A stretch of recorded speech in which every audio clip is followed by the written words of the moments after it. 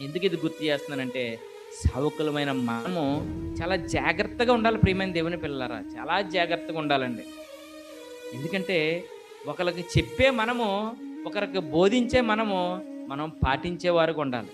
అందుకే మాకు వాక్యం నేర్పించిన ఆయన ఒక మాట చెప్తుంటారండి. నేను చాలా సార్లు చెప్తుంటాను. మేము మణికుమార్ గారని సహోదరులు మణికుమార్ గారు మాకు వాక్యం నేర్పించారండి. ఆయన ఒక మాట అనేవారు ఎప్పుడు కూడాను.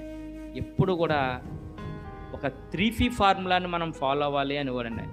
3P అంటే పి అండి. ఈ పి అంటే ఏంటంటే పఠించడం, పఠనం చేయడం, పాటించడం, ప్రకటించడం. అంటే మొదటి పి ఏమో పఠించడం, రెండో పి పాటించడం, తర్వాత ప్రకటించడం. అంటే వాక్యాన్ని ముందు మనం పఠించాలి, బాగా అర్థం చేసుకోవాలి. తర్వాత దాన్ని మన పట్ల పాటించాలి. అప్పుడే మనం ప్రకటించడానికి అర్హులు అవుతాం ప్రియమైన దేవుని పిల్లలు.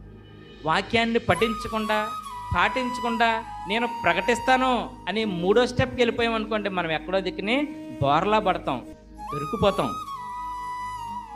అంటే ఈ సందర్భంలో ఈ విషయాన్ని ఎందుకు గుర్తు చేశానంటే ప్రియమైన దేవుని పిల్లరా, సేవకులుగా ఉండవలసిన మనము అనేక జాగ్రత్తలు మనం తీసుకోవాలి ప్రియమైన దేవుని పిల్లలు.